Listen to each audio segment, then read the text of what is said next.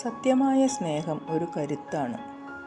തളരുമ്പോൾ താങ്ങായും കരയുമ്പോൾ സാന്ത്വനമായും വിജയങ്ങളിൽ പ്രചോദനമായും തോൽവികളിൽ ആശ്വാസമായും. ഒട്ടും പ്രതീക്ഷിക്കാത്ത നിമിഷത്തിൽ വിധി നമ്മെ തളർത്താൻ ശ്രമിക്കുമ്പോൾ ഓർക്കുക, അതേ വിധി തന്നെയാകും അപ്രതീക്ഷിത സന്ദർഭങ്ങളിൽ നമ്മെ ഉയരങ്ങളിലേക്ക് എത്തിക്കുന്നത്. ഓരോ ബന്ധങ്ങൾക്കിടയിലും അദൃശ്യമായ നേർത്ത ചരടുകളുണ്ട്. സ്നേഹവും വിശ്വാസവും ആണ് അതിൻ്റെ ബലം. അതില്ലാത്തിടത്ത് ബന്ധങ്ങൾ വെറും അഭിനയം മാത്രം.